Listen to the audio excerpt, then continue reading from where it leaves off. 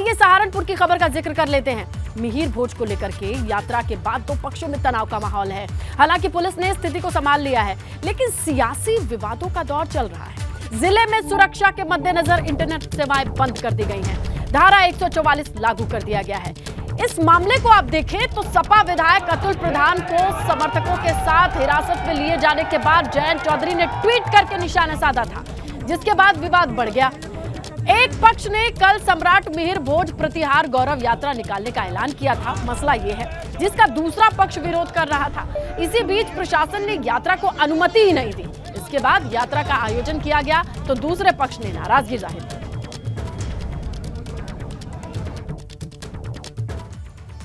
तो सहारनपुर में दो समाज आमने सामने क्यों हैं? चलिए इसकी टाइमलाइन देखें और समझने की कोशिश करें।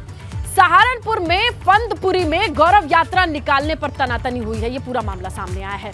गौरव यात्रा के दौरान दो समाज आमने सामने आ गए और कुल मिलाकर के प्रशासन की बिना इजाजत, बिना परमिशन की यात्रा निकाली जा रही थी। उस यात्रा का नाम गौरव यात्रा है। सहारनपुर पुलिस के गौरव यात्रा को रोकने पर विवाद बढ़ता चला गया।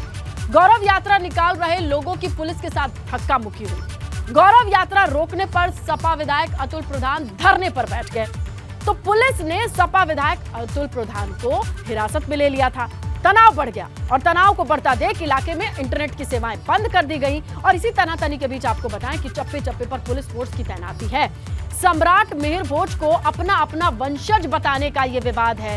एक धड़ा कहता है कि हमारे वंशज हैं, दूसरा धड़ा कहता है कि हमारे वंशज हैं, और दोनों धड़ों से आने वाले नेता कहीं ना कहीं इसमें इन्वॉल्व हैं। एक यात्रा जिसकी परमिशन नहीं है, लेकिन बिना परमिशन के एक धड़ा अपना राजा बताते हुए, अपना वंशज बताते हुए गौरव यात्रा निकालता है। पुलिस वहां पर बैरिकेड करती है, गिरफ्तार करती है, तो पूरा समुदाय इकट्ठा होकर के अब गुस्से में है। कुल मिलाकर के सहारनपुर की स्थिति क्या है समझेंगे। सहारनपुर से ही हमारे सहयोगी सनुज मौजूद हैं। सनुज, जरा समझाएं कि क्या है अभी माहौल, तस्वीरों से भी दिखाएं और आज के दिन की रूपरेखा कैसी दिखाई दे रही है। पुलिस डिपार्टमेंट से, महकमे से क्या क्या इनसाइड अपडेट है? देखिए, फिलहाल तो स्थिति शांतिपूर्ण है, कहीं किसी तरह की कोई दिक्कत नहीं है, लेकिन एहतियात के तौर पर पुलिस प्रशासन ने अभी भी इंटरनेट सेवाएं बंद कर रखी है। दोपहर के वक्त एक बैठक बुलाई जा सकती है और उस बैठक के बाद पूरी स्थिति पर नजर रखी जाएगी और उसके बाद जो इंटरनेट सेवाएं हैं वो कहीं ना कहीं जो बहाल है वो कर दी जाएंगी। देखिए, मामला वाकई कहीं ना कहीं बेहद गंभीर है। पुलिस के अधिकारी जो वीडियो फुटेज है, जो सीसीटीवी फुटेज है, उन सबको इकट्ठा कर रहे हैं और इकट्ठा करने के बाद हो सकता है पुलिस प्रशासन इस मामले में सख्त एक्शन ले।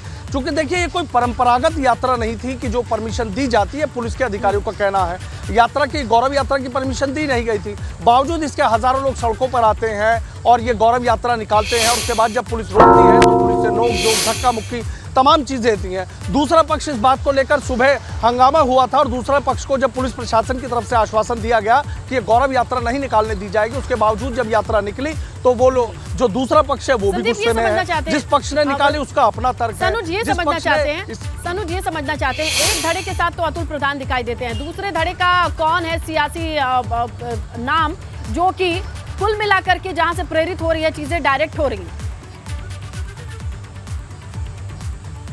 देखिए, ये बहुत अच्छा आपने सवाल पूछा। इसी पर मंथन चल रहा है।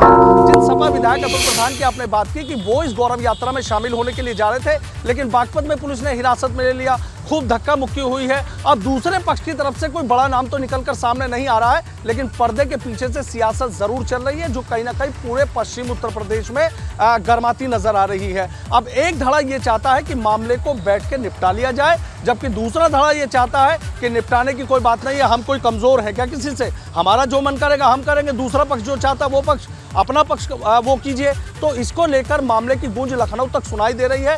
क्योंकि सबसे बड़ी बात यह है कि जो दोनों धड़े हैं वो बीजेपी के कोर वोटर हैं और बीजेपी इसलिए टेंशन में है कि अगर एक धड़े की बात रखी जाए, दूसरे की ना रखी जाए, तो आप जानते हैं कि दिक्कतें हो सकती हैं।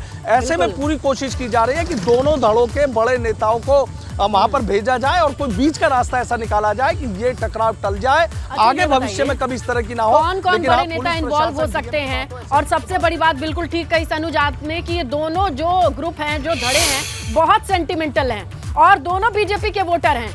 ऐसे में अगर क्लैश होता है तो उन्हें मनाने के लिए बहुत बड़े सलीके से और शांति से समझाने की नौबत आएगी। कौन इन्वॉल्व होगा इस पर नजर जरूर रहेगी सियासी दिग्गज के तौर पर।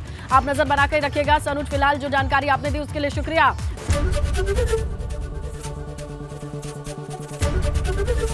एबीपी गंगा, खबर आपकी, जुबान आपकी।